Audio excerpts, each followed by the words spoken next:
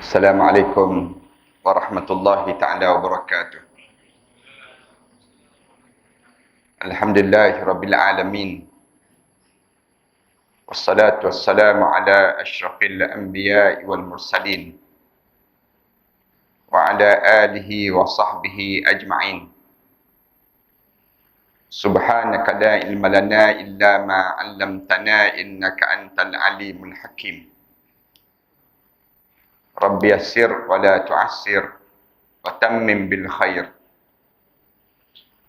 Qala Allah Ta'ala fi kitabil aziz ba'da a'udzu billahi minasyaitonir rajim. Bismillahirrahmanirrahim. Qul hal nunabbi'ukum bil akhsarina a'mala alladzina dhalla sa'yuhum fil hayatid dunya wa hum yahsabuna annahum yuhsinuna sun'a. Sebutlah wahai Muhammad, ceritakanlah wahai Muhammad terhadap ada di kalangan umat kamu, hal nunabbi'ukum bil akhsarina a'mala, ketika mana diletakkan sahaja jenazahnya di dalam kubur, dia pandang kanan, dia pandang kiri, dia pandang depan, belakang, tiba-tiba didapati kosong amalannya menghadap di hadapan Allah. Kenapa jadi kosong?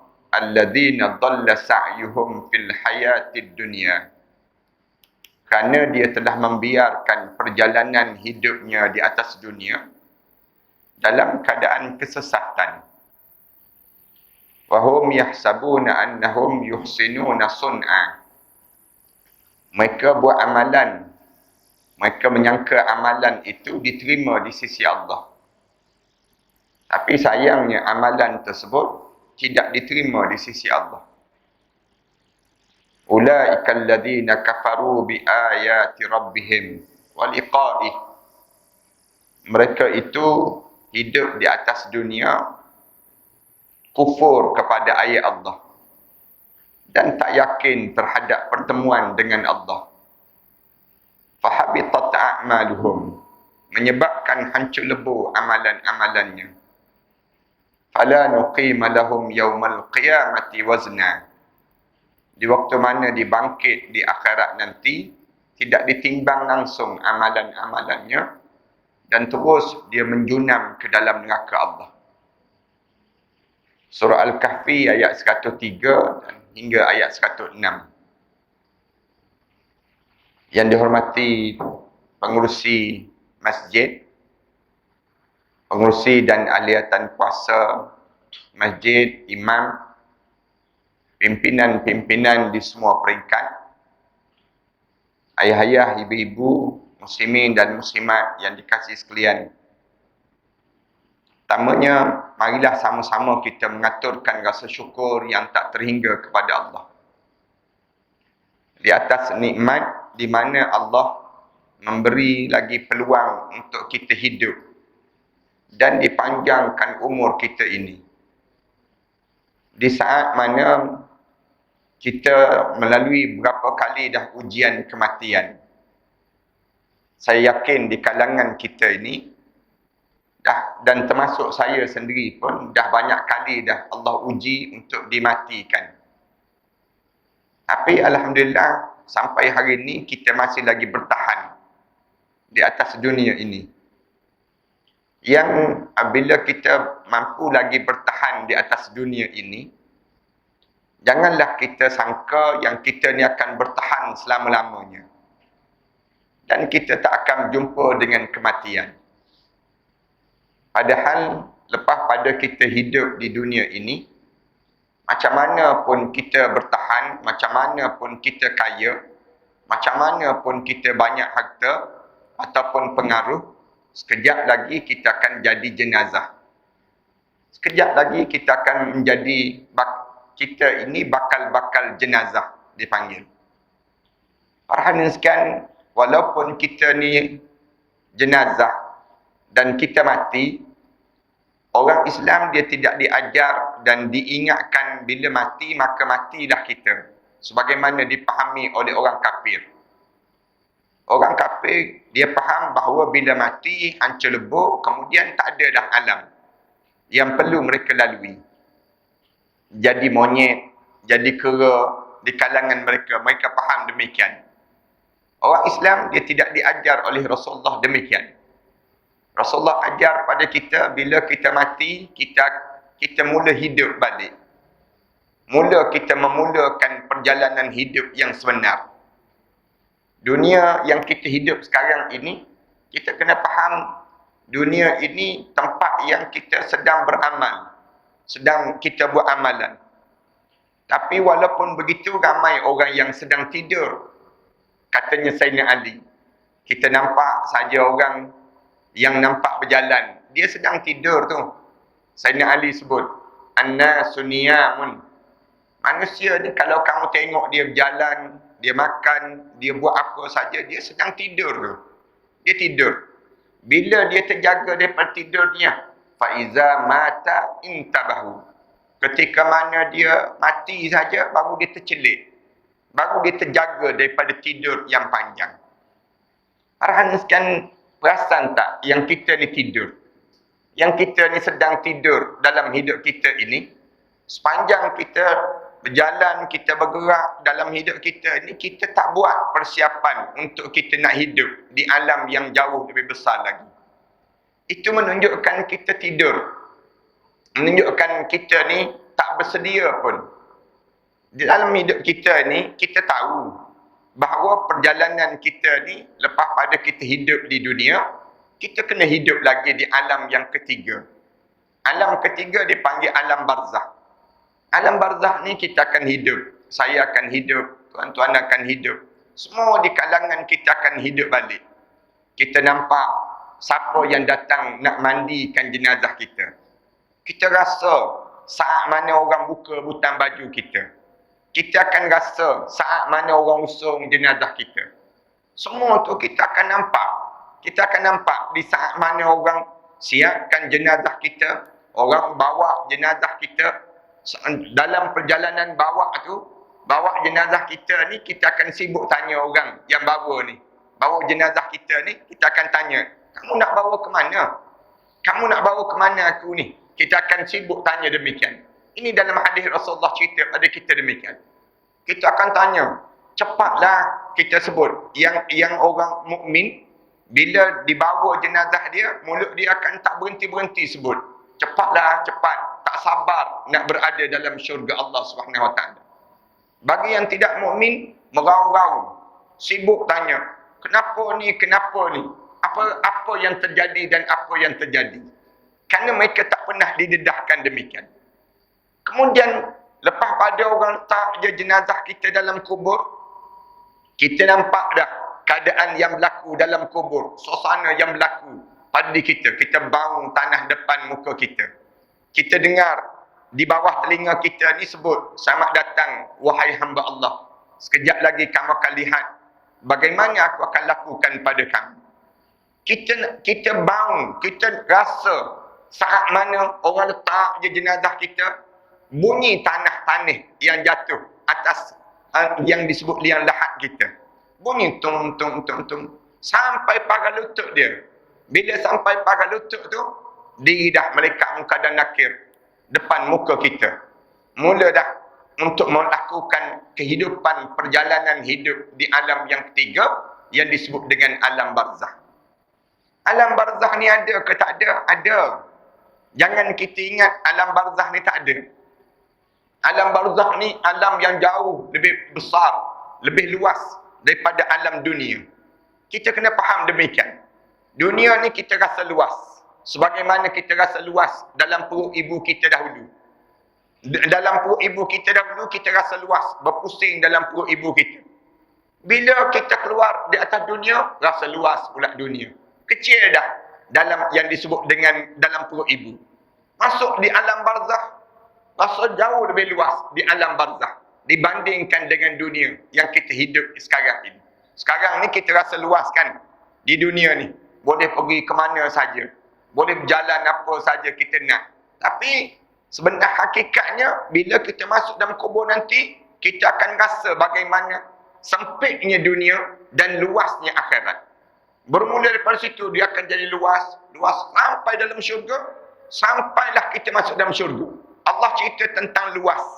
Luas ni, start daripada dalam perut, rasa luas. Kemudian, bila di atas dunia ni pun rasa luas. Masuk dalam kubur lagi rasa luas. Bangun di padang mahsyar, jauh lebih luas. Kemudian, sampai dalam syurga, Allah sebut, dalam syurga ni, luas tak luas? Wasari'u ila maghfiratin min rabbikum wa jannatin arduhas samawati wal ard. Syurga tu seluas di antara langit dan juga bumi. Wa jannatin arduhas samawati wal ard. Untuk seorang-seorang saja Allah jadikan demikian. Luas, jauh lebih luas. Lalu kita mula nampak sempit yang lepas yang kita lalui sebelum daripada ini. Para hadirin sekalian, lalu supaya kita ni bila masuk dalam kubur nanti, kita ni ada bekalan yang kita dah siapkan di atas dunia ini. Sekarang ni merupakan masa yang terbaik untuk kita menjadikan bekalan untuk kita masuk dalam kubur sekejap lagi. Peluang yang Allah bagi pada kita ni, jangan sampai peringkat bila kita masuk dalam kubur, hidup di alam barzakh, tiba-tiba kita terjadi pada kita dua keadaan yang mengerikan. Dua keadaan yang menakutkan dalam kubur nanti. Dua keadaan ini apa dia? Yang pertama yang disebut oleh Rasulullah sallallahu alaihi wasallam. Bila masuk saja dalam kubur, junam terus dalam neraka. Na'udzubillah min dzalik. Siapa yang junam dalam neraka ni? Ni kumpulan yang pertama. Mula-mula masuk saja dan ramai yang demikian. Masuk je kubur, masuk neraka terus. Masuk neraka terus. Siapa ni? Orang yang kafir. Yang tak beriman kepada Allah. Orang-orang yang bila start daripada dia masuk dalam kubur, dia melalui letih keadaan diri dia start daripada dalam kubur. Masuk jadi alam barzakh, penat yang amat sangat. Dia akan terjadi pada mereka demikian. Keadaan pada mereka ini. Kerana waktu mana dekat nak mati mereka, orang kafir ni, bila dekat nak meninggal dunia mereka tersebut, Allah jadikan keringanan dengan amalan yang dia buat di atas dunia. Allah balas segala kebaikan yang dia pernah buat. Tentu dia buat benda yang baik. Dia pernah derma, dia pernah yang disebut dengan tolong orang, dia pernah untuk bersihkan sampah-sampah, dia pernah berbuat benda yang baik. Allah kemuncakkan kebaikan orang kafir ni waktu mana dekat nak meninggal dunia. Dekat nak meninggal dunia, kita akan dapati orang kafir tersebut, ramai di kalangan mereka dimudahkan di saat tersebut. Kita jangan pula salah anggap. Tengok orang kafir mati, kadang-kadang dia mati, kita tengok dia mudah aja dia mati.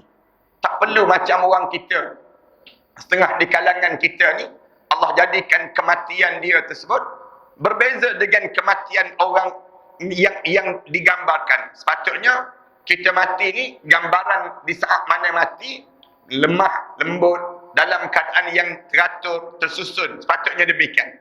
Tapi orang kafir yang dapat demikian. Kita pun jadi pelik. Kenapa orang kafir nampak elok je dia waktu mana dia meninggal dunia? Senang je kematian dia, tak sesukar kita. Orang kita ni sampai peringkat nak meninggal dunia tu susah pada mereka melaluinya. Terpaksa buka atap setengah orangnya. Terpaksa kadang-kadang di kalangan kita ni berbeza-beza yang dilakukan di kalangan kita. Kenapa dia? Ni kerana kekufuran mereka, Allah jadikan kebaikan yang dilakukan di atas dunia ini dibalas dekat dengan kematian. Bila dia masuk kubur saja, terus junam dalam neraka Allah Subhanahu Wa Taala. Bermula daripada situ tidak ada lagi kebaikan-kebaikan yang dia boleh tuntut dengan Allah. Dan waktu mana start daripada masuk dalam kubur, alam barzakh ini, mereka tidak ada lagi teman-teman. Tidak ada lagi penolong-penolong yang boleh tolong dan bantu mereka untuk menyelamatkan mereka ini terkeluar daripada neraka sampailah dibangkitkan di akhirat Allah Subhanahu Wa Taala nanti. Sampailah mereka dihumban ke dalam neraka. Ini dia akan jadi demikian. Kumpulan yang pertama yang disebut dengan orang yang tak beriman pada Allah. Sebagaimana yang disebut dalam Quran, cerita tentang bagaimana keadaan Fir'aun sekarang ini. Fir'aun yang mati sebelum daripada ini. Tiap-tiap pagi dan petang ditunjukkan tempat dia dalam neraka. Demikianlah Allah jadikan dalam gambaran bagaimana orang yang tak beriman pada Allah Subhanahu wa taala. Tapi ada satu lagi kumpulan yang saya nak masukkan malam ini, ialah kumpulan yang bila masuk dalam kubur, mereka sentiasa diazab dan diazab berulang-ulang. Ini kumpulan yang kedua yang digambarkan dalam hadis Rasulullah sallallahu alaihi wasallam tentang MUI. Bila masuk saja dalam kubur, tiba-tiba kubur tersebut menjadi tempat penyesalan. Menjadi tempat penyesalan dalam perjalanan dia akan datang. Sekarang kita tak menyesal lagi. Tapi kebanyakan di kalangan kita, bila masuk saja dalam kubur, ni di kalangan siapa ni? Di kalangan orang yang zalim, yang mati dalam keadaan zalim. Orang yang mati dalam keadaan munafik, mati dalam keadaan yang ragu-ragu keimanan kepada Allah. Bila masuk dalam kubur saja, dia mula mengulang kalimah, satu kalimah yang terulang di kalangan mereka. Mereka sebut apa dia? Qala rabbirji'un. Tuhanku, berilah peluang untuk aku kembali hidup di atas dunia. Qala rabbirji'un. Saya harap orang Melaka ni jangan ada seorang pun yang masuk kubur sekejap lagi tiba-tiba masing-masing sebut qala rabbirji'un. Tuhanku, berilah peluang untuk aku kembali hidup di atas dunia. Kenapa nak hidup balik? Dalam surah Al-Mu'minun, Allah cerita tentang MUI, orang yang masuk dalam kubur, yang dia mula menyesal. Orang ni bakal melalui perjalanan azab yang panjang. Yang kalau kita cerita, sebenarnya cerita tentang MUI barzakh yang menakutkan ini untuk kumpulan ini dah. Yang menakutkan. Tapi barzakh ni, dia akan jadi tempat yang indah. Kubur kita ni, dalam kubur nanti akan menjadi istana yang cantik, yang indah. Bagi kumpulan yang ketiga, yang kita kena faham, waktu mana kita masuk dalam kubur sebentar lagi. Bila kita masuk dalam kubur sebentar lagi, di antara kumpulan yang paling besar yang sedang diazab ini siapa? Yang disebut dengan orang-orang yang hidup dia tak yakin terhadap akhirat Allah. Allah cerita dalam Quran banyak kumpulan ini. Saya sebut siapa contohnya. Dalam surah An-Nisa, kita baca dalam surah An-Nisa ayat yang ke-97. Ini contoh manusia yang mula menyesal masuk dalam kubur nanti. Innal ladzina tawaffahumul malaikatu zalimi anfusihim. Orang-orang yang dimatikan oleh malaikat Allah di saat mana dia sedang melakukan kezaliman pada dirinya sendiri. Dia mati dalam keadaan dia tinggalkan salat. Dia mati dalam keadaan dia membuka aurat. Ada kan di kalangan kita mati dalam keadaan yang dia sedang berbuat maksiat. Dia mati. Saat mana dia mati itu, dia sedang melakukan kezaliman pada dirinya sendiri. Ada di kalangan kita mati orang yang zalim pada diri sendiri ni siapa? Kita tanya, siapa ustaz? Orang yang mati dalam keadaan dia buat zalim pada dirinya sendiri. Orang yang dengan azan dia tak datang sembahyang berjemaah. Dia mati, di saat mana dia mati itu, dia buat zalim pada dirinya sendiri. Tuan-tuan yang dengar azan, tuan-tuan tak datang sembahyang berjemaah. Tuan-tuan bukan buat zalim pada tu imam. Bukan buat zalim pada yang disebut dengan AJK masjid, tak. Tuan-tuan tak boleh sebut, padan muka tu imam, aku tak datang. Tak boleh sebut demikian. Kita kena sebut, padan muka aku kerana aku tak datang. Kenapa kita tak datang? Apa alasan yang kita tak datang? Ni orang yang buat khianat pada dirinya sendiri. Ramai orang kita akan buat khianat, buat zalim pada diri sendiri. Ada orang alim di kawasan dia, dia tak tumpang ilmu daripada orang alim tersebut. Mati dia dalam keadaan dia tak kenal orang alim. Dia tak belajar ilmu. Katakanlah ada di kawasan masjid ini, ada orang alim, orang yang saleh. Tiba-tiba kita tak ambil manfaat daripada diri dia. Ilmu yang ada pada dirinya. Ataupun dia pun tak mengajar orang lain. Satu hari mati. Dua-dua ni mati. Yang ada ilmu ni pun mati. Kemudian yang tak ada ilmu ni pun mati. Dua-dua ni buat zalim pada diri sendiri. zalim pada diri sendiri. Kenapa kamu tak mengajar orang? Kenapa kamu tak belajar dengan orang? Sebab Rasulullah dah sebut dah, kun aliman au muta'alliman au sami'an wala taqur rabi'an fatuhlik. Rasulullah sebut demikian. Jadilah diri kamu ni orang yang mengajar orang. Kalau kamu tak boleh mengajar orang, belajar dengan orang. Kalau kamu tak boleh belajar dengan orang, kamu mesti menjadi pendengar. Sentiasa mendengar. Duduk je dengar majlis ilmu. Wala taqur rabi'an. Jangan kamu jadi golongan yang keempat. Golongan keempat apa dia? Mengajar tidak, belajar tidak, mendengar pun tidak. Fatuhlik, Rasulullah sebut, sebangsat-bangsat manusia. Secelaka-celaka manusia. Kamu buat apa atas dunia? Allah bagi modal hidup. Hidup ni, nyawa kita ni untuk hidup di atas dunia. Tiba-tiba kita tak manfaatkan kelebihan yang Allah bagi pada diri kita. Rugi dah dalam hidup kita demikian. Jangan kita tak belajar. Kena belajar dalam hidup kita. Mendengar. Kena sentiasa buat majlis ilmu. Sentiasa kita belajar dengan orang. Ataupun kalau kita tak boleh juga mengajar orang, tak boleh, tak ada ilmu. Kemudian nak belajar dengan orang pun tak ada orang yang nak mengajar. Jadilah golongan ketiga. Sami'an. Sami'an maksudnya mendengar. Pergi dengar majlis-majlis ilmu. Cari kat mana kita dapatkan ilmu. Ni apa dia? Bekalan untuk diri kamu nanti. Untuk kamu nak siapkan diri kamu. Kalau tidak, nanti kamu masuk dalam kubur, kamu akan menyesal. Kenapa menyesal?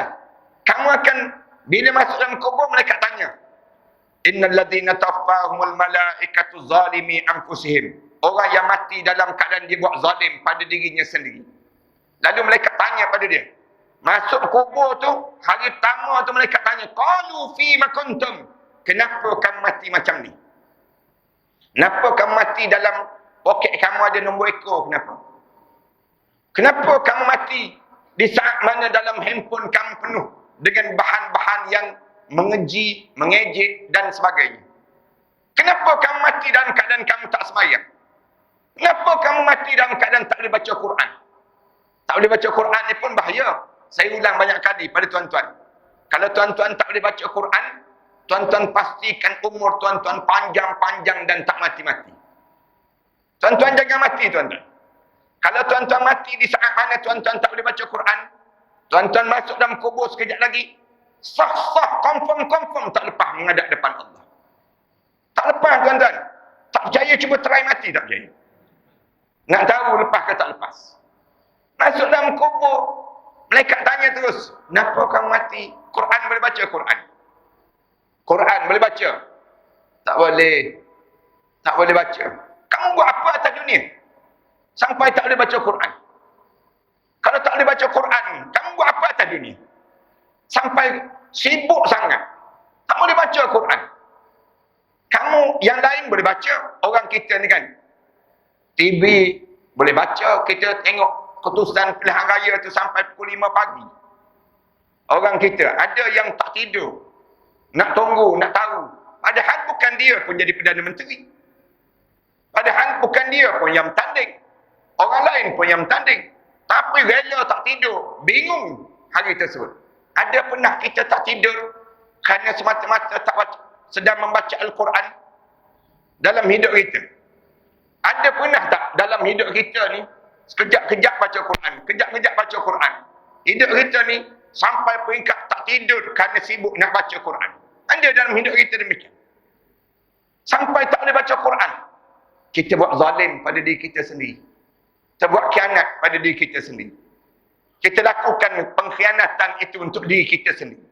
Bila masuk saja dalam kubur, mereka tanya, qalu fima kuntum? Kenapa kamu mati macam ni? Dia jawab, Allah rakam mulut orang yang masuk dalam kubur ni jawab, qalu kunna mustad'afina fil ard. Mereka, kami orang yang lemah di atas dunia dahulu. Kami orang tak sempat. Sibuk, mereka sibuk. Atas dunia dahulu tak sempat. Nak pergi belajar, tak sempat. Nak cari orang alim, tak sempat dalam hidup ni. Terlampau sibuk dengan urusan dunia. Sibuk urusan dunia sampai tak terfikir diri sendiri. hidup. Lalu malaikat tanya balik. Qalu alam takun ardullahi wasi'ah. Tidakkah Allah telah jadikan bumi ini luas untuk kamu? Fatuhajiru fiha. Mengapa kamu tak berhijrah waktu mana kamu hidup di atas dunia dahulu? Mengapa kamu tak berubah dalam hidup kamu? Di atas dunia ni, tak ada orang bagi nasihat ke? Tak ada orang yang ingatkan kita ke? Tak ada peringatan Allah ke untuk diri kita? Fatuhajiru fiha. Bila Allah bagi peringatan, patutnya kamu berubahlah dalam hidup kamu. Macam kita kena peringatan 2 tahun lebih kan, kena COVID. Patutnya berubahlah orang kita. Masjid ni mesti penuh, tak muat, senang cerita. Kenapa? Kerana kesan lepas pada COVID. Patutnya demikian. Tapi akhirnya, mana mulut-mulut yang sebut dahulu? Kenapa masjid tak buka lagi? Kenapa lambat sangat? Kenapa sembahyang kena renggang-renggang? Kenapa? Yang sebut kenapa tu tak ada pun sekarang.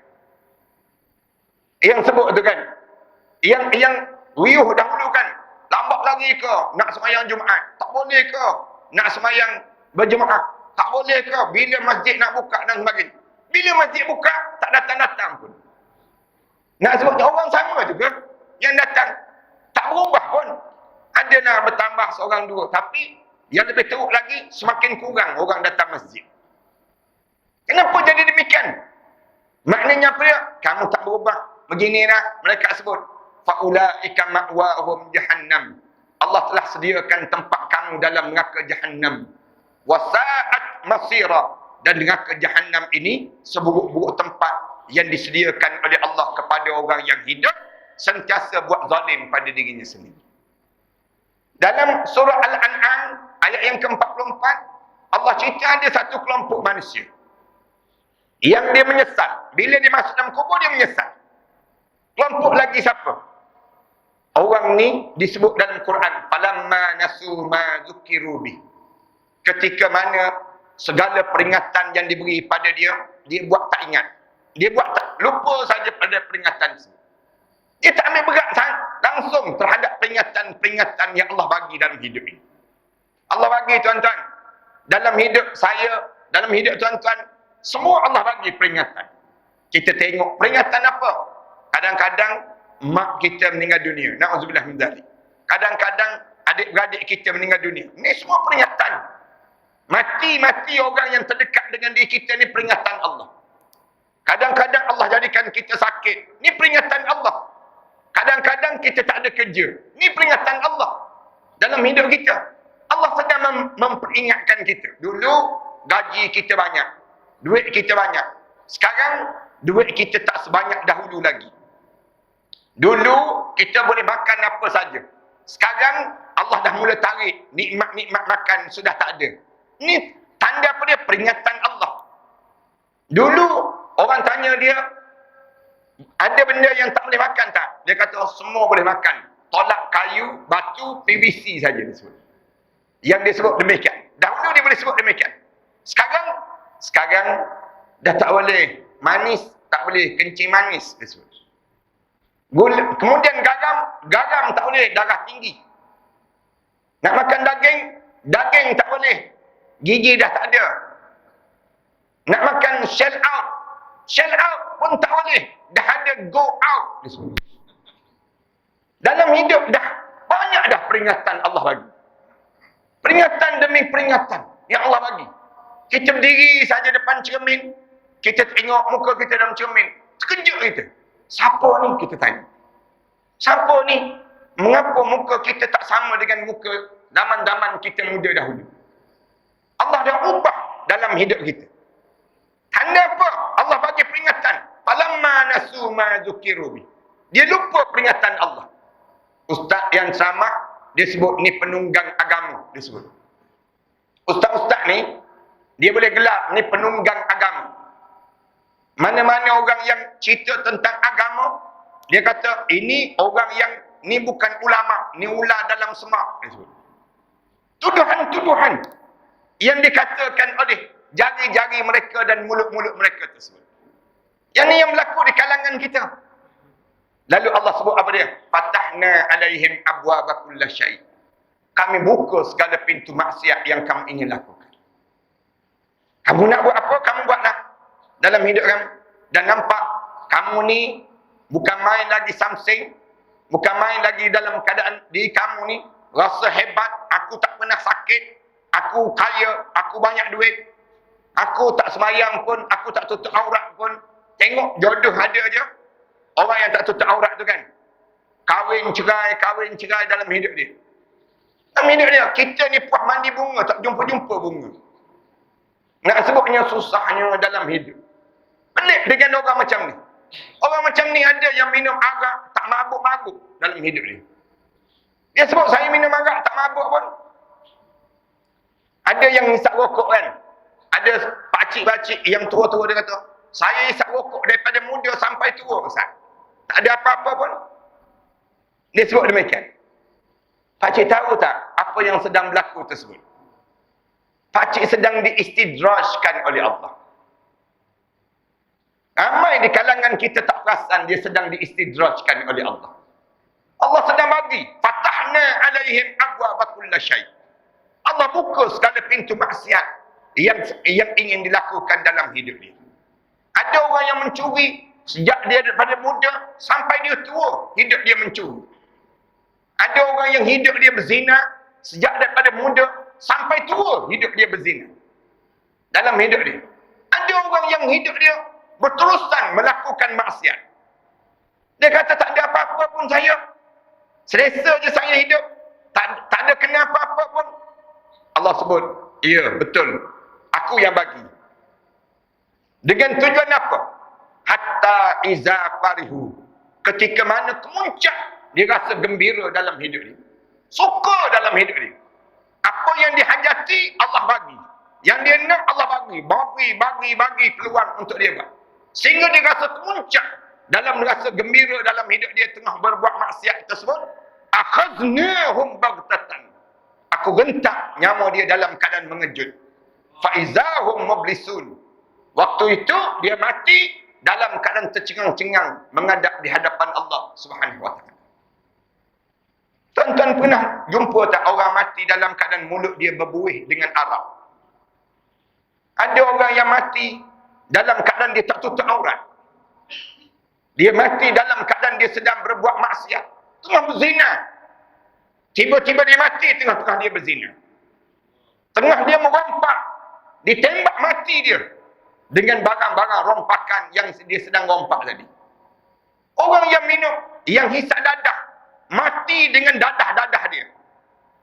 Orang yang terlibat dengan ganja. Mati dengan ganja-ganja dia tersebut. Dalam hidup dia. Allah sebut, aku gentak nyawa dia disebabkan oleh kerana kebinasaan yang dilakukan daripada jasad dia. Faizahum mublisun. Bila dia masuk saja dalam kubur, tercengang-cengang dia. Lalu mulut dia sebut, qala rabbirji'un. Tuhanku, bagilah peluang untuk aku kembali hidup di atas dunia ini, ya Allah. Ini golongan kedua. Jangan jadi golongan kedua. Ataupun golongan ketiga. Yang disebut dalam Al-Quran, saya sebut kelompok yang kedua tadi. Yang kedua ni, yang mati dalam kubur, dia sedang terazab dan terazab. Terulang-ulang azab dia. Dan mulut dia sentiasa diulang untuk dia kembali hidup di atas dunia. Ini kumpulan yang kedua yang besar. Dia kumpulan yang kedua ni, ada lagi yang ketiga yang Allah sebut. Siapa? Yang disebut dalam surah Al-Kahfi ayat 103 yang awal-awal saya sebut tadi. Qul hal nunabbi'ukum bil akhsarina a'mala. Sebut wahai Muhammad, ada di kalangan umat manusia ni, bila dia masuk je dalam kubur, baring je jenazah dia dalam kubur, orang tutup je liang lahat dia, kemudian turun tanah-tanah sampai pada lutut tersebut, dia pandang kanan, dia pandang kiri, atas, bawah, belakang, depan, kosong amalan dia menghadap depan Allah. Tak ada amalan yang dia sedang bawa. Dia tak semayang ke? Dia semayang. Tapi semayang dia tak diterima di sisi Allah. Dia tak puasa ke? Dia puasa. Tapi puasa dia tak diterima di sisi Allah. Dia tak buat haji ke? Dia buat haji. Haji dia tak diterima di sisi Allah. Tuan-tuan bacakan dalam Dalam hadis Rasulullah banyak kan, Rasulullah sebut kam min qa'im laisa lahu illa al-ju' wal atash. Berapa ramai orang yang bangun sembahyang malam, dia tak dapat apa-apa daripada bangun malam dia tersebut kecuali letih dan juga dahaga saja pada diri dia. Berapa ramai orang wa kam min sha'im, berapa ramai orang yang puasa laisa lahu illa al-ju' wal atash. Dia tak dapat apa-apa daripada puasa dia kecuali dapat lapar dan dahaga semata-mata daripada puasa dia. Puasa dia sah tak sah? Puasa dia sah tapi kosong amalan. Pahala tak ada. Orang yang datang sembahyang Jumaat, tuan-tuan bacakan dalam hadis Rasulullah, yang datang sembahyang Jumaat tu, ingat ke dapat pahala semua ke? Tak, ada yang datang kosong, balik kosong dia amal. Tak ada pun pahala yang dapat. Kenapa? Dia bercakap waktu mana khatib sedang berkhutbah. Dia datang lewat, orang dah nak sembahyang baru dia datang. Kosong amalan. Sepatutnya dia datang sebelum khatib naik mimbar lagi. Dia dah datang dah. Tapi dia datang dalam keadaan yang lewat pada diri dia. Orang dah nak sembahyang baru sampai. Dia di masjid tersebut. Sedangkan dia tak dengar dua khutbah ini. Kosong amalan yang dia dapat pada hari Jumaat. Apatah lagi dengan amalan kita yang kita buat ini. Tiba-tiba masuk dalam kubur. Tengok sembahyang kita, puasa kita, dengan ibu dan ayah kita, dengan pasangan hidup kita. Kosong. Tak ada langsung amalan di waktu tersebut. Aksarina a'mala. Tak ada amalan langsung yang dibawa menghadap di hadapan Allah. Kenapa jadi demikian? Alladzina dhalla sa'yuhum fil hayatid dunya. Allah sebut, mereka membiarkan hidup mereka sesat sepanjang dia hidup di atas dunia. Jangan tuan-tuan ingat, saya dan tuan-tuan, jangan ingat bahawa kita ni tak boleh sesat. Kerja syaitan menyesatkan kita tiap-tiap hari. Tiap-tiap hari, tiap-tiap masa, kerja syaitan. Sebab tu kita diajar, sejak daripada kita muda sampai tua ni, tak berhenti lagi sebut, ihdinas siratal mustaqim. Sembahyang kita ni, dalam solat kita tadi, imam baca, ihdinas siratal mustaqim. Ya Allah, tolong bimbingkanlah kami ke jalan yang lurus. Kenapa? Setiap masa kita akan ditarik untuk dipesongkan pandangan kita, cara hidup kita daripada Islam. Yang menyebabkan kita jadi sesat. Siapa yang memesongkan kita? Syaitan akan menyeru kita, sentiasa menarik-narik diri kita. Janganlah kamu ingat ke, amalan kamu tu dah cukup dah, tanya syaitan. Kamu dah boleh dah. Syaitan akan mengiur-ngiurkan kita. Sentiasa menyebut benda-benda yang baik-baik konon-kononnya untuk diri kita. Kita dengar azan, tak perlu datang pun. Dengar ustaz camah, tak payah datanglah. Tak apalah. Ustaz tu datang, dia bukannya nak camah sangat. Dia tu penunggang agama. Ini nak sebut, ni istilah yang dibuat oleh anak-anak kita. Kalimah-kalimah yang dikeluarkan oleh orang kita sekarang ni. Padahal kalimah itu tak ada pun dalam Al-Quran.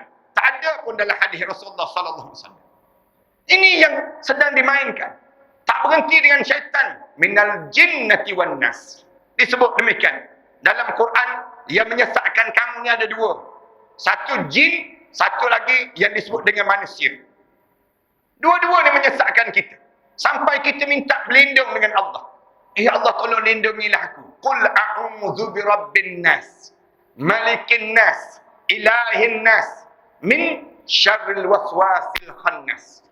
Yang menyebarkan was-was di kalangan manusia ini. Ramai kan yang menyebarkan.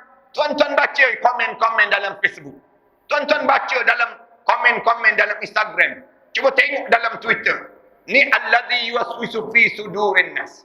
Yang mengeluarkan perasaan yang was-was di kalangan kita. Berantakan kita. Berkelahi sama-sama kita. Masuk kubur, kosong amalan. Menghadap depan Allah Subhanahu wa taala.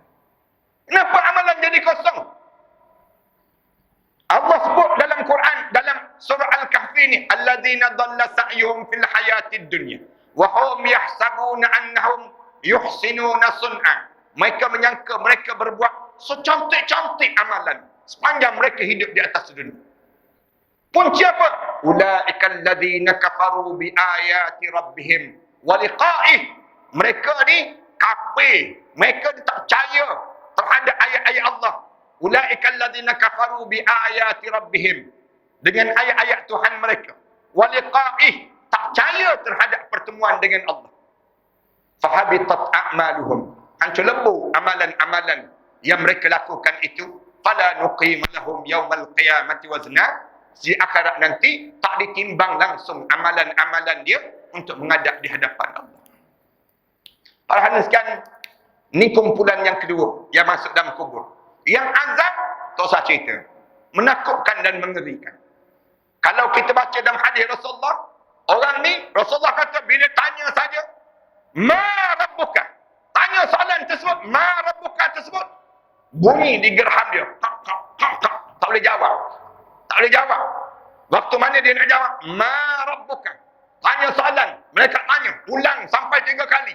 Bila tak boleh jawab, tak boleh jawab ni, mereka mula empuk dia tu, sebab empak dia tu Rasulullah kata bawah pada 7 petala bumi, dimasuknya dalam tanah tersebut, kemudian ditarik balik naik. Kemudian Rasulullah tunjuk lagi, mula kubur ini menghimpit, menjatuhkan di antara tulang kanan dan tulang kiri. Lalu Rasulullah tunjukkan bagaikan jari ni masuk dengan jari ni, rapat. Jadi kemudian kembali balik, diulang dan diulang dan diazab kesengsaraan yang amat sangat. Keluar ular warna hitam di hujung kaki ni. Yang keluar api. Rasulullah cerita keluar api daripada hujung kaki dia sebut. Kemudian ular tersebut keluar api yang mula untuk memamah dan membelit tu badan dia. Ulat-ulat, cacing-cacing yang mula mengerikan masuk dalam tu badan dia. Bunyi ulat-ulat ni makan daging-daging dia. Rak, daging-daging dia. Kemudian dihempap, disesa sampai bila? Dalam keadaan yang berlaku ini. Sehinggalah datang amalan dia, membantu dia, ataupun ada orang yang datang tolong untuk memberi pertolongan pada mereka yang telah berada di alam barzakh ini. Sekejap lagi saya nak cerita amalan apa yang boleh membantu ini sendiri. Cuma saya nak sebutnya ialah kumpulan ini, kumpulan yang kedua. Kumpulan yang kedua yang berada dalam kubur sekejap lagi. Kita boleh buat pilihan sekarang. Sebagaimana kita buat pilihan dalam pilihan raya baru-baru ni, kita boleh buat pilihan sekarang untuk kita pula dalam kubur sekejap lagi. Dalam hidup kita ini sendiri. Ini untuk diri kita. Dan kumpulan yang ketiga yang besar di dalam kubur nanti ialah kumpulan orang mukmin. Yang disebut dalam hadis Rasulullah yang panjang cerita tentang kumpulan yang tiga ini, orang mukmin. Mudah-mudahan yang datang malam ni di kalangan ahli syurga, insya-Allah. Kita doa biar kita ni di kalangan yang ketiga itu. Masuk je dalam kubur, di saat tersebut nampak pemuda yang indah yang berada di hujung kaki kita. Pemuda yang tampan, yang nampak tu tegak tu badan dia. Belakang pemuda tu berdiri 2 orang malaikat munkar dan nakir, warna hitam kebiru-biruan. Rasulullah cerita keadaan demikian.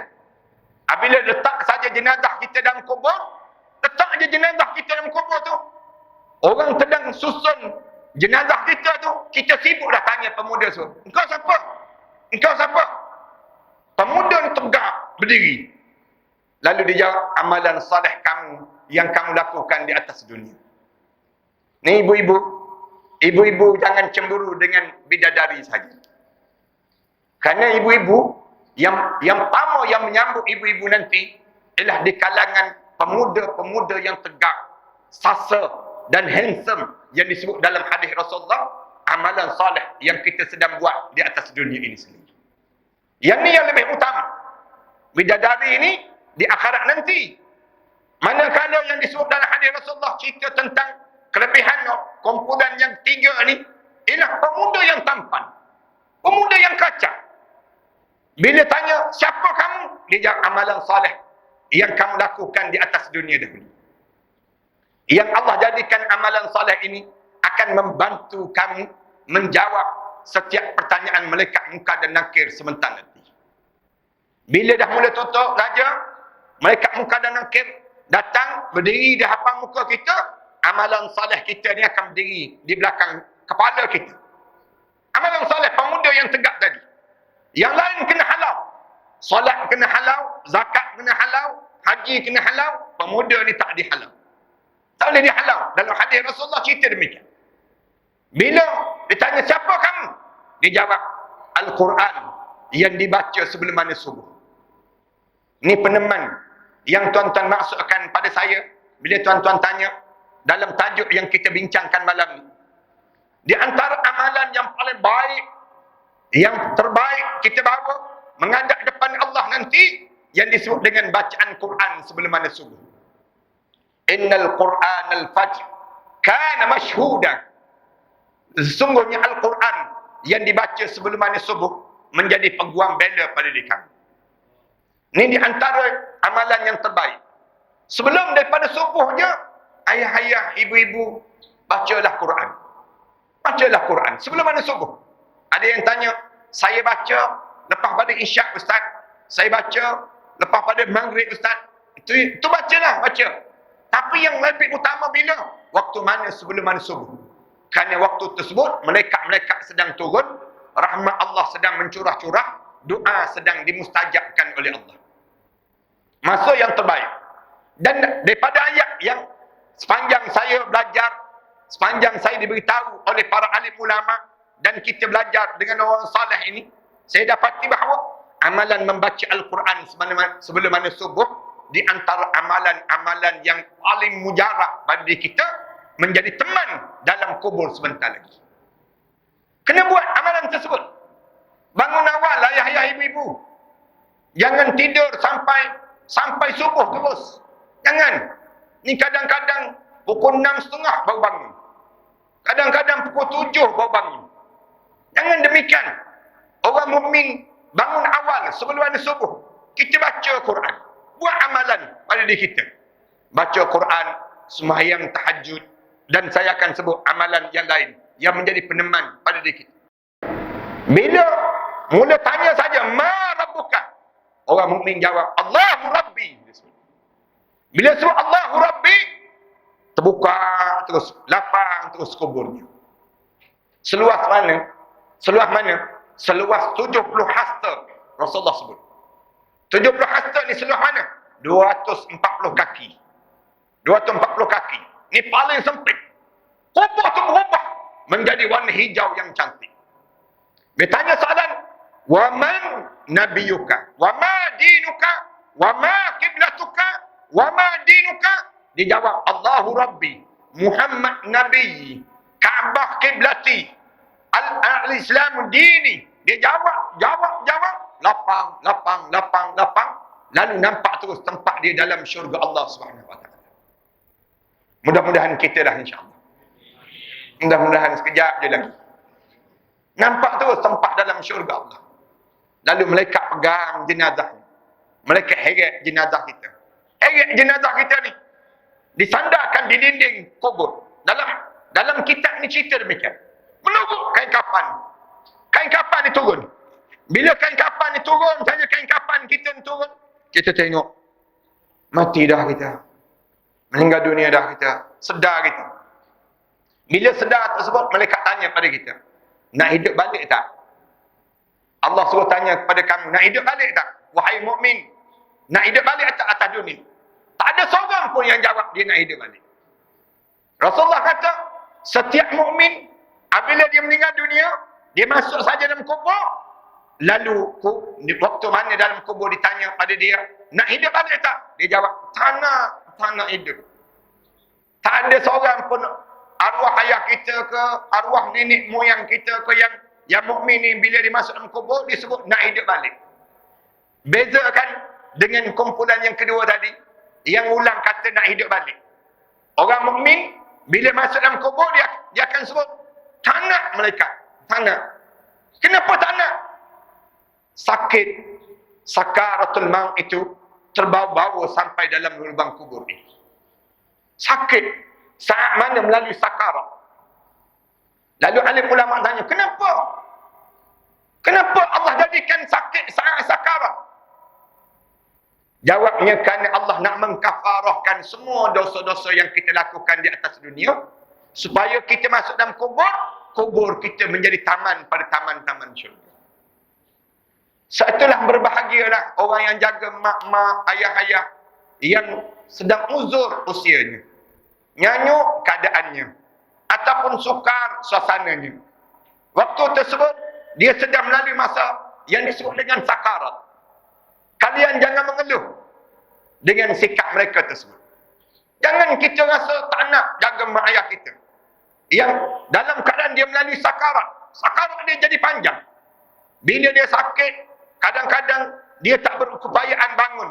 Kadang-kadang dia tak boleh buat yang lain. Gunakanlah harta-harta yang kita ada. Bantulah dia untuk melepaskan dia ke dalam syurga Allah SWT. Itu mesti kita usahakan dalam hidup kita. Orang mukmin ni orang yang demikian. Dalam kehidupan dia, dia akan jaga perjalanan hidup dia ni. Dia jaga perjalanan hidup dia untuk keselamatan dalam kehidupan dia ini sendiri. Ini kehidupan orang mukmin yang diajar supaya sentiasa dalam kehidupan kita membantu saat mana kita dekat dengan kematian itu, kita perhati betul-betul dalam kehidupan kita ini. Pandang betul-betul dalam kehidupan kita ini sendiri supaya kematian kita ini menjadi kematian yang husnul khatimah dalam kehidupan kita. Satu, bila tanya saja pada dia, nak hidup balik tak? Nak hidup balik? Semua orang mukmin jawab tak nak. Kecuali orang mati syahid. Orang mati syahid, dia sebut, ya, saya nak hidup balik. Orang mati syahid dia. Bila tanya pada dia, kenapa kamu nak hidup balik? Kenapa kamu nak hidup semula? Lalu orang mati syahid dia jawab, dia kata, tak sakit saat mati. Saat mati ni, tak terasa. Waktu mana peluru menembusi jasad dia, peluru ni menembusi jasad dia, bunyi tuk, tuk tersebut, tak ada sakarat yang dilalui oleh orang mati syahid. Tak ada sakarat.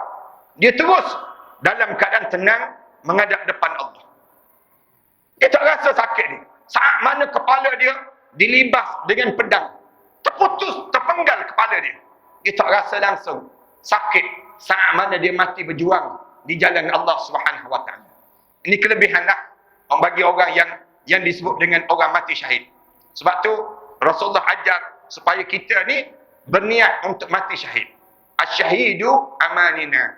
Syahid itu menjadi cita-cita dalam hidup kita, mempertahankan Islam sampai ke nafas-nafas terakhir dalam hidup kita. Orang mati syahid.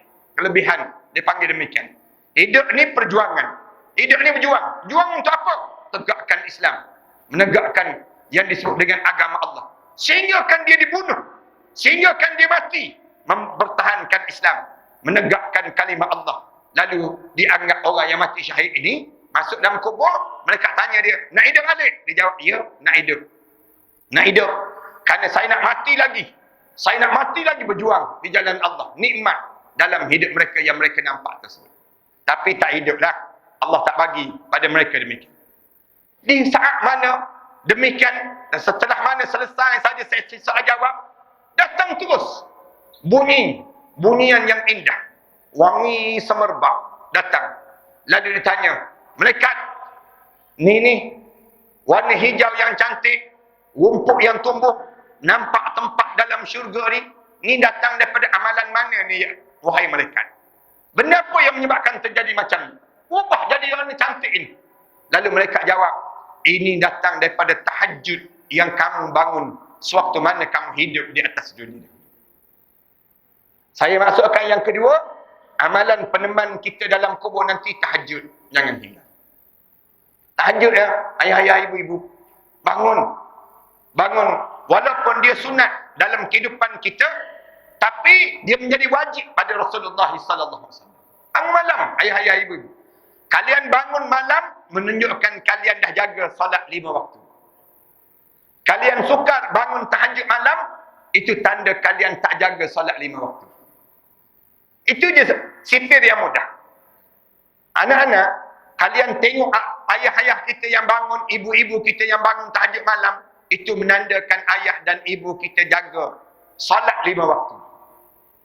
Mana mungkin dia jaga solat tahajud malam, pada masa yang sama ditinggalkan solat 5 waktu. Orang yang boleh bangun tahajud malam, orang yang boleh jaga solat 5 waktu. Siapa yang ayah nak bangun tahajud malam, menandakan solat 5 waktu, kamu masih lagi tercuai. Masih lagi tercuai dalam hidup kita. Bangun malam. Bangun malam ni mengumpulkan kekuatan hidup. Kelebihan yang Allah bagi pada seorang. Jangan bangun malam sekadar untuk kita buang air saja, jangan. Bangun malam untuk zikir pada Allah. Tatajafa junubuhum anil madaji yad'una rabbahum khaufan wa tama'an wa mimma razaqnahum yunfiqun. Allah cerita demikian kan. Mereka sanggup renggangkan tempat tidur mereka. Tengah-tengah tidur sedap. Tatajafa junubuhum anil madaji yad'una rabbahum, semata-mata nak doa kepada Tuhan mereka. Khaufan, dalam keadaan dirasa takut. Wa tama'an, dalam keadaan dirasa tamak. Wa mimma razaqnahum yunfiqun, daripada apa yang kami bagi pada mereka, mereka berinfak di jalan Allah. Mereka gunakan untuk di jalan Allah. Ni orang yang hebat ni. Orang yang hebat dalam hidup mereka. Tahajud. Ayah-ayah, ibu-ibu, jangan tinggallah tahajud. Kerana kalian yang usia 60 tahun, saya nak sebut, kalau ada ayah-ayah, ibu-ibu yang usia 60 tahun ke atas ni, umur kita 60 tahun ni, usia mati. Usia mati. Bila-bila masa saja kita boleh mati. Di antara 60 tahun hingga 70 tahun, Rasulullah sebut, a'maru ummati baina 60 wa 70. Di antara 60 tahun hingga 70 tahun, masa kita mati menghadap depan Allah. Dan kita tak buat kerja lain dah atas dunia. Kita tak buatlah kerja. Pergi pejabat pun tak boleh dah. Nak masuk pejabat pun tak boleh dah. Pada diri kita. Dalam hidup kita ni sendiri. Nak buat kerja-kerja lain. Masak pun orang lain masak dah untuk diri kita. Malam-malam bangun. Malam-malam mesti buat jadual. Tidur awal sikit. Pukul 10 dah tidur dah. Jangan sibuk dengan bola dunia. Jangan sibuk lagi nak tunggu pukul 3 pagi, pukul 10 malam. Tak payahlah pada diri kita. Kita pun bukan dapatnya hadiah tersebut. Bukan dapat pada kita pun. Lebih baiklah kita tidur awal. Bangun pukul 2 pagi. Sujud pada Allah. Pukul 3 pagi tidur balik. Kemudian bangun balik pukul 5.30. Pukul 5 bangun untuk kita salat subuh. Demikian amalan. Kebetulan hari itu, lepas pada subuh, jangan cepat balik. Duduk lagi di masjid. Iktikaf di masjid. Sampai terbit matahari, semayang sunat isyraq pagi tersebut. Kemudian lepas semayang sunat isyraq, semayang sunat duha. Lepas tu baru balik. Kebetulan hari itu hari terakhir di atas dunia. Kemudian kita mati hari tersebut. Rasulullah cerita, siapa yang start daripada isyak, kemudian tahajud, kemudian subuh, kemudian iktikaf lepas pada subuh, kemudian sunat isyraq, sunat duha, kemudian dia mati pada hari tersebut. Menjelang maghrib, dia meninggal dunia. Dalam hidup dia. Masuk yang kubur, terus ke dalam syurga Allah SWT. Allah jadikan untuk mereka tersebut. Kelebihan yang besar. Yang ni amalan. Yang dilakukan tahajud. Jangan ditinggal ayah-ayah, ibu-ibu sekalian. Kemudian kedengaran bunyi yang disebut dengan bagaikan lebah yang bunyi. Yang datang. Saat mana hari pertama kita di alam barzah. Kita berada di barzah. Nampak macam kunang-kunang malam. Kelip-kelip yang datang semakin dekat, semakin dekat. Bunyi itu macam bunyi lebah. Disebut begitu. Dalam kitabnya, bunyi deruan yang datang sebut. Kita tanya malaikat, apa tu malaikat? Lalu dia, itulah roh-roh mukmin yang mengenali kamu, yang datang untuk menziarahi kamu. Lalu alim ulama sebut apa dia? Antara amalan yang kena jaga lagi ialah jaga hubungan silaturrahim. Jangan putus. Jangan putus. Biar ramai orang kenal kita. Biar ramai orang yang hidup ni mengenali kita dan mendoakan kita. Ini penting dalam hidup kita. Jangan tak tegur siapa, jangan. Lebih-lebih lagi tak tegur siapa dengan suami isteri. Berkelahi suami isteri, jangan. Jangan lebih daripada 3 hari 3 malam. Ibu-ibu yang mengajuk, jangan mengajuk lama sangat. Jangan mengajuk lama sangat. Mengajuk 3 hari 3 malam je. Lepas itu, kena batalkan rajukan tersebut. Rasulullah nak bersabda, lebih 3 hari 3 malam, kamu mati di saat tersebut, tak berjumpa, tak bau syurga Allah SWT. La yadkhulul jannah man qati'ur rahim. Tak masuk syurga siapa yang mati dalam keadaan dia sedang memutuskan silaturahim. Dengan siapa dia putuskan silaturahim dalam hidup ni? Dengan ibu dan ayahnya.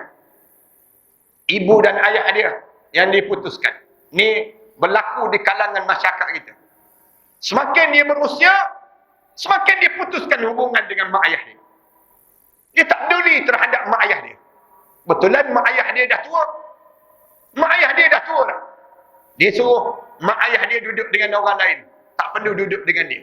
Tak perlu tinggal dengan dia. Jangan tuan-tuan. Kalau tuan-tuan ada mak ayah, berebut jaga mak ayah. Orang perempuan, kalau sekiranya ada suami dia, mak ayah, dia tolonglah suami dia untuk jaga ibu dan ayah. Jangan dia pula memberi ancaman pada suami dia. Jangan dia sebut pada suami dia, saya tak nak jaga mak kamu. Saya tak nak jaga ayah kamu. Jangan. Isteri tolong, bantu suami. Untuk suami dapatkan syurga Allah. Nak jadikan kubur yang indah seketika lagi. Mak ayah kena jaga. Jangan kita tak peduli mak ayah. Ataupun kita ni singgung hati dia. Mak ayah ni bila semakin tua, semakin sensitif perasaan. Macam kita jugalah. Kita ni semakin tua kan, kita semakin nak suruh orang hargai kita. Berusia dalam hidup kita. Kita marah kalau orang-orang muda tak hormat kepada diri kita. Kenapa? Sensitif perasaan. Mak ayah demikian dengan anak-anaknya. Ramai mana mak ayah yang terasa hati dengan anak-anak ni sendiri. Lalu suatu hari, mak ayah ni meninggal dunia. Di saat mana kita menyinggung hati dia, agak-agak kita boleh masuk syurga ke tidak? Kita tak boleh masuk syurga. Tak lepas kita. Ni amalan. Nanti roh, nanti akan berkumpul datang. Yang datang tu, di kalangan ahli syurga juga. Dia mula bertanya. Maknanya, kita ni jangan putus silaturrahim dalam hidup. Jangan lebih 3 hari 3 malam. Dengan jiran-jiran, jangan meraih. Dengan pasangan hidup, jangan meraih. Banyakkan belapang dada di kalangan kita. Jangan berkelahi dengan mereka yang benci kita, mengutuk kita, jangan. Tak padan. Biar dia ambil saja dosa itu tersebut. Yang mengutuk dan mengeji kita tu, biar dia pikul sendiri dosa tersebut. Tuan-tuan jangan jawab. Kalau tuan-tuan ada Facebook, orang caci maki tuan-tuan, tuan-tuan jangan jawab. Di saat mana dia caci maki tuan-tuan, dia sedang melontar benda yang buruk pada tuan-tuan. Tuan-tuan jangan sambut. Kalau tuan-tuan sambut, nanti akan dapat benda yang buruk tadi. Apa yang perlu tuan-tuan lakukan? Diam saja ataupun blok dia. Ataupun delete saja komen-komen tersebut. Ni asas dalam hidup. Kenapa? Kalau kita layan yang tu, akan putus silaturahim kita. Biar dia saja yang putus, kita jangan putus. Demikian dengan jiran tetangga kita. Demikian dengan anak yatim. Saya nak sebut ni. Dosa yang biasa dilakukan di kalangan kita dengan anak yatim. Anak yatim ramai di kalangan kita buat dosa demikian. Kita tak peduli pada mereka. Kita tak ada pun jaga anak yatim. Pelik kan? Sombongnya kita. Patutnya ada jaga anak yatim kita ni. Kita mestilah ada. Sekarang ni, kalau orang tanya kita, abang jaga anak yatim berapa orang? Kita kata tak adalah, saya tak jaga langsung. Padahal anak yatim tu siapa? Adik-beradik Rasulullah sallallahu alaihi wasallam. Kita tak peduli anak yatim. Zaman Rasulullah jaga anak yatim. Orang jaga anak yatim ni sendiri. Jaga anak yatim ni dengan tujuan apa dia? Zaman Rasulullah nak suruh siapa yang boleh jaga anak yatim, ana wa kafilul yatim kahatain. Rasulullah sebut, aku dengan orang yang jaga anak yatim bagaikan jari ni dengan jari ni. Rasulullah tunjuk jari Rasulullah dalam syurga nanti. Rasulullah sebut demikian. Anak yatim jangan disinggung. Jangan tak peduli. Di kawasan Melaka ni, tuan-tuan kena tahu berapa ramai jumlah anak yatim yang ada. Kena ada di kalangan kita. Dalam kawasan masjid kita ni, bawah jagaan masjid ni berapa ramai anak yatim. Dan anak yatim ni, jangan sampai kena hantar ke rumah jagaan anak yatim.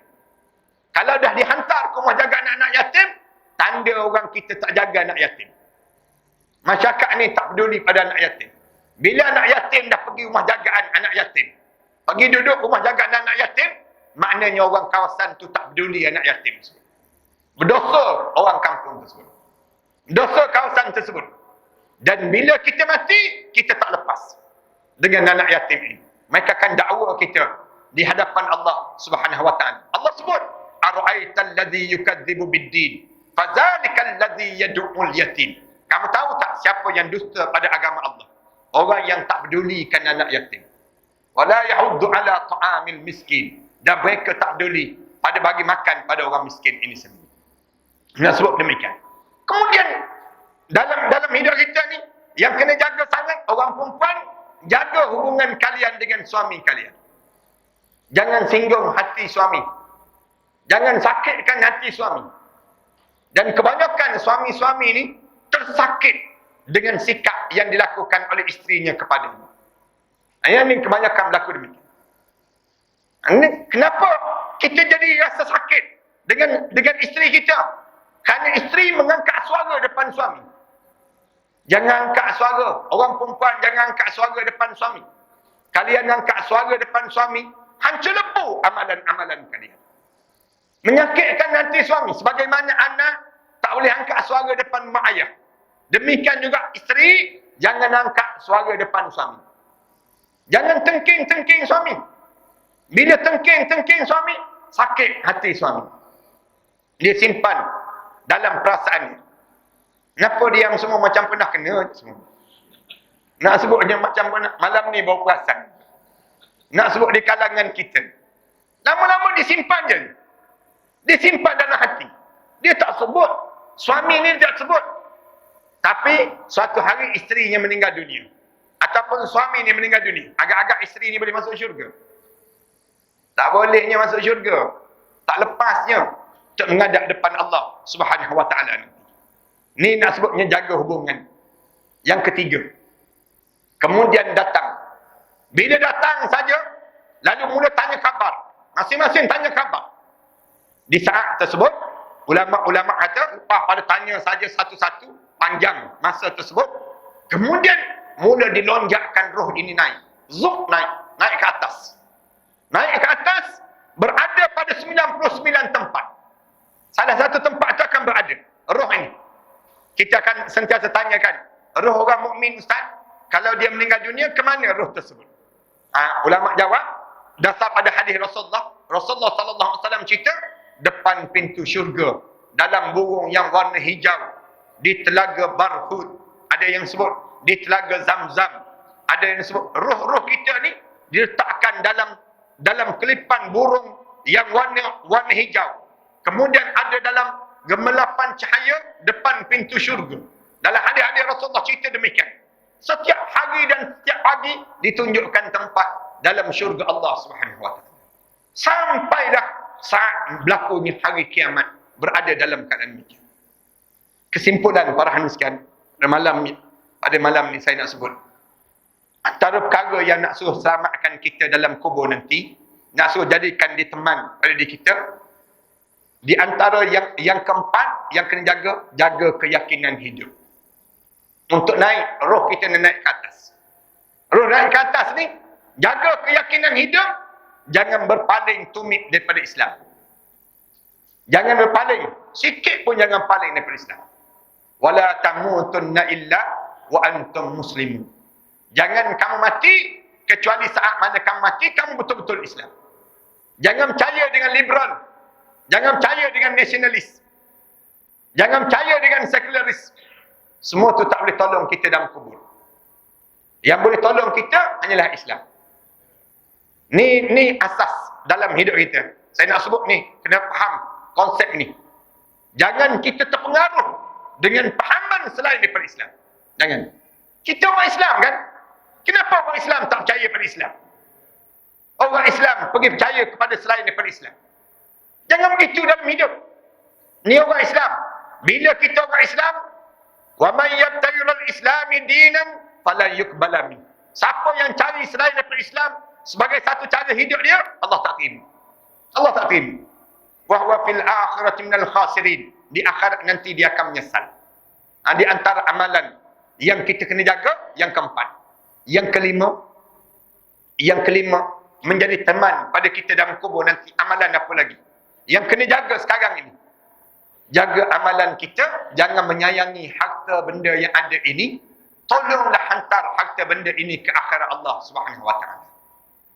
Jangan simpan harta di atas dunia. Harta yang kita miliki, pangkat yang kita miliki, segala apa yang kita miliki, gunakanlah untuk akhirat. Jangan kita penyimpan harta dan juga miliki untuk dunia. Jangan. Satu Islam ajar, kalau kita ada pangkat, kita ada kedudukan, kita ada pengaruh, jangan jadi sombong. Sepatutnya pengaruh, pangkat, segala kehidupan kita ni, harta benda kita, gunakan untuk akhirat. Gunakan untuk akhirat. Dalam hidup kita. Tuan-tuan pernah jadi OCPD, misal contohnya. Tuan-tuan pernah jadi manager, tuan-tuan pernah menjadi pemimpin itu, pemimpin ini, gunakan jawatan itu untuk Islam. Gunakan jawatan itu untuk Islam. Tuan-tuan pernah memiliki harta benda, gunakan harta itu untuk Islam. Jangan simpan harta ni untuk diri kita, jangan. Pelik kan orang kita. Simpan harta. Satu hari dia mati, dia tertinggal harta. Dia tak guna pun harta yang dia sedang kumpulkan itu. Cerdik tak cerdik? Tak cerdik langsung dalam hidup. Kumpul harta, orang tanya untuk apa kumpul harta? Untuk Islam. Saya nak gunakan untuk Islam. Tuan-tuan, simpanan yang tuan-tuan ada tu, tuan-tuan kena tanya masjid. Masjid nak buat apa lagi? Saya ada simpanan. Masjid perlukan apa? Nak perlukan akaun, misal contohnya. Saya nak bayar bil tiap-tiap bulan. Bil masjid ni, saya yang bayar. Tiap-tiap bulan. Berlumba di kalangan kita. Tanya lagi, untuk kerja-kerja Islam. Nak jemput ustaz mana lagi datang? Saya nak tanggung ustaz tersebut datang. Maknanya, kita ni sentiasa guna harta benda kita untuk kerja-kerja Islam. Jangan kita simpan. Ni simpan. Meninggal dunia dia masuk dalam kubur. Habis itu harta tertinggal di atas dunia. Pangkat dia tertinggal di atas dunia. Padahal inilah yang Islam maksudkan. Jangan guna pangkat untuk diri kita sendiri. Jangan. Orang kita jadi makan rasuah, menipu, buat klaim palsu dan sebagainya. Punca, dia fikir untuk perut dia lah tu. Dia tak fikir untuk Islam. Maksudnya dia gunakan harta benda tadi untuk kerja-kerja Islam. Mana orang yang baru masuk Islam, bagi tanah untuk dia, bagi rumah untuk dia, siapkan kehidupan dia, bantu perjalanan hidup dia. Kalau tidak, ramai mana orang yang baru masuk Islam merempat saja. Minta-minta dengan orang, hidup dalam keadaan susah. Pujuk saudara-saudara kita yang belum lagi Islam ini untuk bersama dengan Islam. Kamu ada masalah apa? Islam sentiasa membantu. Tuan-tuan tengok di bola dunia ni kan. Cuba tengok bola dunia di Qatar ini. Dekat dengan 5,000 lebih yang masuk Islam. Sebelum berlaku bola dunia ini dimainkan. Dah bola ni masuk saja, dah mula main tu, dekat dengan 2,000 lebih pula yang masuk Islam. Semakin bertambah orang masuk Islam. Qatar, dia tunjukkan bagaimana suasana hidup dengan cara Islam. Walaupun adalah bahagian-bahagian tertentu yang dilakukan yang tak betul tu. Tapi yang baik yang dilakukan oleh Qatar itu, kita kena puji. Bila bola sedang main dalam stadium, sedang main, tiba-tiba kedengaran azan. Berhenti main bola. Berhenti main bola. Latihan bola yang dilakukan. Kemudian, di segenap penjuru diperdengarkan azan. Sehingga kan orang barat yang datang nak tengok bola tu, terpesona dengan Islam. Bagus, dipanggil demikian. Dan disediakan pendakwah-pendakwah. Disediakan tukang azan yang merdu suaranya. Dan dibayar gaji pada mereka tersebut. Dibayar gaji supaya azan biar merdu. Dengan tujuan nak suruh apa dia? Semangat orang untuk bersama dengan Islam. Berkeluarga-keluarga masuk Islam. Berduyun-duyun masuk Islam. Dengan bola yang dilakukan ini. Tempat kita, orang-orang main bola, tak semayang pula. Beza dengan tempat mereka. Tempat mereka, tengah main bola tu. Dah masuk waktu maghrib, berhenti semayang. Semayang maghrib, berjemaah dalam stadium. Sediakan tempat untuk semayang dan sebagainya. Ini satu sikap yang bagus, yang mesti ditiru di kalangan kita. Pada saat ini. Ini dakwah yang berterusan. Ada Jerman datang dengan kapal terbang. Yang turun kapal terbang dia tu melabelkan LGBT. Kapal terbang tu LGBT. Dia tulis diversity untuk kebersamaan. Untuk nak promosi yang disebut dengan LGBT. diminta tinggalkan Qatar dan turun di Bahrain. Kemudian naik kapal terbang lain untuk datang. Tengok bagaimana mereka lakukan. Nak sebutnya, dah landing dah. Kapal terbang dah landing dah. Di Qatar itu. Dah turun dah. Kemudian apabila tengok ada signboard besar, diversity ditulis untuk kebersamaan dengan LGBT tersebut, diarahkan kapal terbang itu meninggalkan Qatar, turun di Bahrain, kemudian bawa naik. Kalau nak main bola juga, naik dengan kapal terbang lain untuk datang ke Qatar. Ini cara yang dilakukan. Dan kita mesti bertegas dalam perkara demikian. Tidak mempromosikan budaya-budaya LGBT, pahaman-pahaman yang buruk. Dengan tujuan apa ya? Bila kita gunakan pengaruh yang kuasa yang kita ada untuk mentaati perintah Allah Subhanahu wa taala itu sendiri. Ini kadang-kadang orang kita mengayakan diri sendiri. Ayo, diri dia kaya-kaya. Tapi Islam merempat. Islam jadi susah. Tak betul dalam kehidupan kita mikir. Patutnya kita melonjakkan Islam bersama dalam hidup kita, menggunakan harta kita, menggunakan tenaga kita untuk keuntungan kita di akhirat nanti. Tuan-tuan percayalah, selagi mana ayah-ayah, ibu-ibu banyak menginfak, semakin kaya hidup tuan-tuan. Semakin tak miskin. Rasulullah sebut tak akan miskin orang yang tolong Islam. Siapa yang tolong Islam, Allah akan kayakan dia. Macam mana? Tolong buat sekolah tahfiz. Ramaikan anak-anak menghafal Quran. Kemudian ramaikan orang kita menjadi orang alim dan saleh.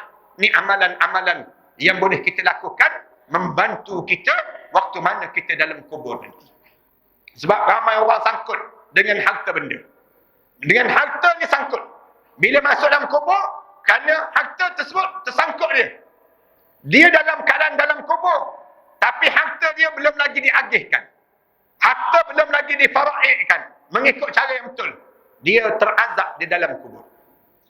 Siapa-siapa yang nak azab arwah-arwah yang meninggal dunia, berkelailah berebut harta yang ditinggalkan oleh arwah tersebut. Kalian berkelahi, sakit orang dalam kubur. Terazab dalam kubur. Jangan sampai peringkat demikian. Dalam hidup orang mukmin diajar supaya apa dia? Tolong cepatkan urusan ini. Bila meninggal dunia saja, urusan harta selesai, urusan pangkat jawatan selesai, sehingga kan dia menghadap depan Allah dalam keadaan yang selesa dan menjadi teman yang indah di alam barzakh tersebut. Itu mudah-mudahan demikian. Inilah 5 amalan yang saya nak sebut pada malam ini.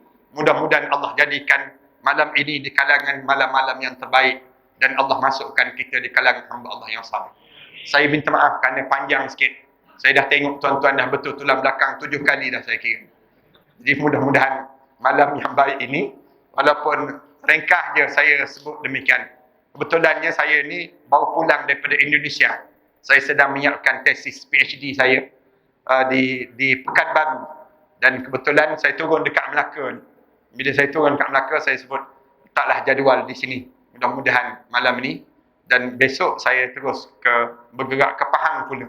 Dalam siri-siri dakwah. Jelajah dakwah yang tak berhenti. Dah lebih kurang 14 tahun dah yang saya lakukan ini. Mudah-mudahan Allah jadikan suasana dakwah ini berterusan di kalangan masyarakat kita ini sendiri. Sallallahu ala Muhammad wa ala alihi wa sahbihi wasallam. Walhamdulillahirabbil alamin. Tuan-tuan, sebelum kita baca doa ni, kat belakang sana ada susu kambing, ada kitab-kitab yang saya karang. Kitab ni ada lebih kurang 30 lebih kitab yang saya karang. Kitab Malam Pertama di Barzakh, kemudian Teman di Barzakh, kemudian saya cerita tentang suasana di Barzakh. Mengikut kajian-kajian yang telah saya susun daripada kitab-kitab para alim ulama lah. Saya kuliah dalam radio IKIM setiap petang Khamis. Kemudian saya diberhentikan. Kemudian setelah 4 tahun setiap petang Khamis saya kuliah.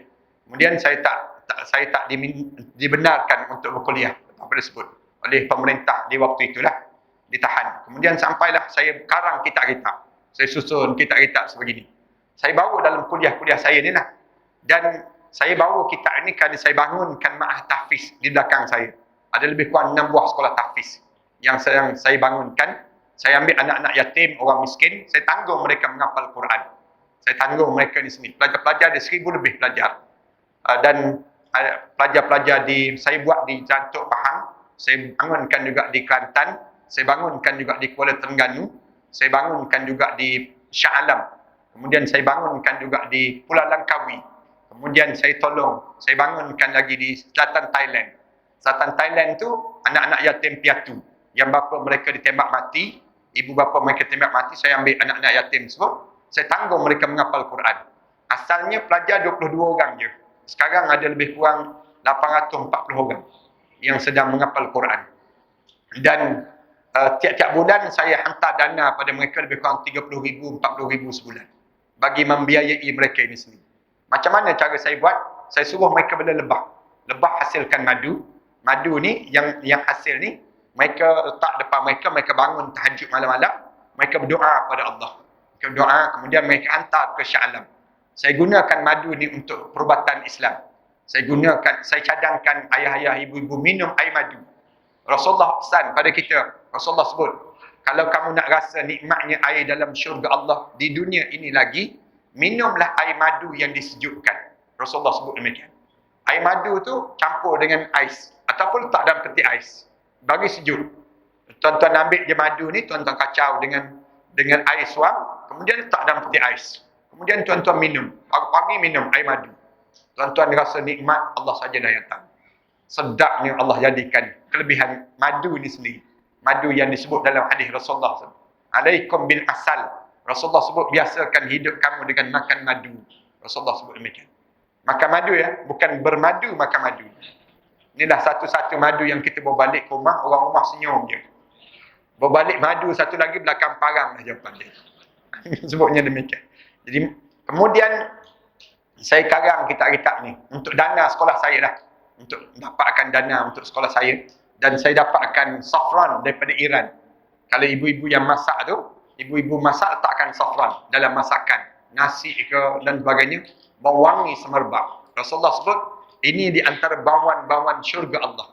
Dan kalau kita nak minum air pun, cuba minum air safran. Ibu-ibu, ayah-ayah ambil je air, letak safran. 2-3 helai. Kemudian buat minum. InsyaAllah, dia akan buang ketagihan isap rokok. Dia buang yang disebut dengan ketagihan, yang disebut dengan benda-benda yang buruk dalam saluran darah kita. Cuba tuan-tuan buat amalan. Dan mudah-mudahan dia akan jadi penyembuh pada kanser dan seumpamanya. Ini di antara kelebihan yang Allah jadikan. Tuan-tuan buatlah amalan. Mudah-mudahan Allah jadikan kebaikan kepada kita. Kalau tak boleh yang lain tu, tuan-tuan tolong ambil pamphlet ni lah. Pamphlet sekolah saya. Dan ada nombor akaun sekolah saya. Tuan-tuan boleh pergi mana-mana bank. Berdiri depan mission bank tu. Semayang sunat istiqarah dulu sama kita. Nak infak tak infak. Nak derma tak derma. Saya perlukan sangat dana-dana kerana saya sedang menyiapkan masjid di Pulau Langkawi. Saya sedang menyiapkan masjid di Kuala Terengganu. Dan kalau tuan-tuan ada rezeki, saya harap supaya boleh masukkan dalam akaun ni lah. Mudah-mudahan dia akan sampai pahala-pahala pada arwah-arwah yang telah meninggal dunia pada kita. A'udzubillahi minasyaitanirrajim. Bismillahirrahmanirrahim. Alhamdulillahirabbil alamin. Wassalatu wassalamu ala asyrafil anbiya'i wal mursalin wa ala alihi wa sahbihi ajma'in. Allahumma ighfir dhunubana wa liwalidina warhamhuma kama rabbayana shaghira wa li jami'il muslimina wal muslimat wal mu'minina wal mu'minat al ahya'i minhum wal amwat. Ya Allah, ya Tuhan kami, ampunkan dosa kami ya Allah. Dosa besar kami dan dosa kecil kami ya Allah. Dosa yang sengaja dan dosa yang tidak sengaja kami lakukan ya Allah. Ya Allah, ya Tuhan kami, rahmatilah perjalanan hidup kami ini ya Allah. Murahkanlah rezeki kami, panjangkanlah umur kami dalam keredaan kamu ya Allah. Ya Allah, sekiranya kematian kami datang saat itu ya Allah, izinkan bibir kami menyebut la ilaha illallah Muhammadur Rasulullah di akhir perjalanan hidup kami nanti ya Allah. Saat mana terbujur kaku jenazah kami nanti ya Allah, kamu ampunkanlah dosa kami ya Allah. Saat mana dimandikan jenazah kami nanti ya Allah, kamu gugurkanlah dosa kami dengan guguran air merenjis badan kami itu ya Allah. Saat mana kami diusung untuk disolatkan nanti ya Allah, kamu pilihlah anak kami yang paling soleh yang akan mengimamkan solat jenazah kami ya Allah. Ia akan mengusung jenazah kami nanti ya Allah. Ia akan membawa kami ke liang lahat nanti ya Allah. Dikala mana diturunkan jenazah kami nanti ya Allah, kamu jadikanlah kerahmatan kamu mengatasi kemurkaan kamu ya Allah. Agar dijadikan kubur kami di antara taman pada taman-taman syurga ya Allah. Jangan kamu jadikan dosa-dosa kami ini, kemarahan kamu itu menjadikan kubur kami kawah pada kawah-kawah neraka ya Allah. Ya Allah, ya Tuhan kami, di malam pertama kami di barzah nanti, ya Allah, kamu ketemukanlah kami dengan arwah ayah kami, arwah datuk nenek moyang kami, arwah-arwah yang telah meninggal dunia sebelum daripada kami di Illiyin, ya Allah. Saat sebegini, ya Allah, kerinduan itu seringkali bertandang dalam hidup kami, ya Allah. Rindu saat kami membesar di atas dukungan arwah ayah kami dahulu, ya Allah. Rindu saat kami tertidur di atas ribaannya dahulu, ya Allah. Rindu saat kami mengaminkan doa-doa arwah ayah kami dahulu, ya Allah. Rindu saat tangannya menyuap ke bibir kami dahulu, ya Allah. Rindu, ya Allah, saat mana kami bangun di penghujung malam, kedengaran esakan tangisan arwah ayah kami, mengharapkan keampunan dosa-dosanya kepada kamu, ya Allah. Rindu, ya Allah. Kamulah yang mengetahui betapa rindunya kami pada mereka itu, ya Allah. Dengan doa kami ini, ya Allah, kami tadahkan pada kamu, agar kamu jadikan kubur mereka saat ini di antara taman pada taman-taman syurga, ya Allah. Jangan kamu jadikan kubur mereka di antara kawah pada kawah-kawah neraka, ya Allah. Ya Allah, ya Tuhan kami, ampunkanlah dosa kami terhadap kedua ibu bapa kami, ya Allah. Khususnya dosa kami terhadap ibu kami, ya Allah. Kami mengakui, ya Allah, seketika dahulu kami pernah bercakap kasar di hadapan ibu kami, ya Allah. Kami pernah meninggikan suara di hadapan ibu kami, ya Allah. Kami pernah membentak-bentak kata-kata ibu kami, ya Allah. Kami pernah melihat air mata ibu kami mengalir lesu di pipinya itu, ya Allah. Melihat tingkah laku kami di saat itu, ya Allah. Kami tidak sengaja, ya Allah.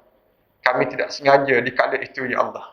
Ampunkan dosa kami di kala itu, ya Allah. Ya Allah, ya Tuhan kami, kerana dosa-dosa itukah pula, ya Allah, yang menyebabkan anak-anak kami enggan mendengar kata bicara kami, ya Allah. Kerana dosa-dosa itukah pula, ya Allah, yang menyebabkan anak-anak kami berkata kasar di hadapan kami, ya Allah. Kerana dosa-dosa itukah pula, ya Allah, yang menyebabkan solat kami tidak sekhusyuk dahulu lagi, ya Allah. Kerana dosa-dosa itukah pula, ya Allah, hati kami menjadi sekeras batu ini, ya Allah. Ya Allah, seburuk mana pun kami ini, ya Allah, sekeji mana pun kami ini, ya Allah, sejijik mana pun dosa-dosa yang kami lakukan ini, ya Allah, pandanglah kami dengan pandangan rahmat kamu, ya Allah. Pandanglah kami dengan pandangan rahmat kami, ya Allah. Pandanglah kami dengan keampunan kamu, ya Allah. Rabbana alaika tawakkalna wa ilaika anabna wa ilaikal masir. Rabbana atina fid dunya hasanah wa fil akhirati hasanah wa qina azaban nar. Walhamdulillahi rabbil alamin.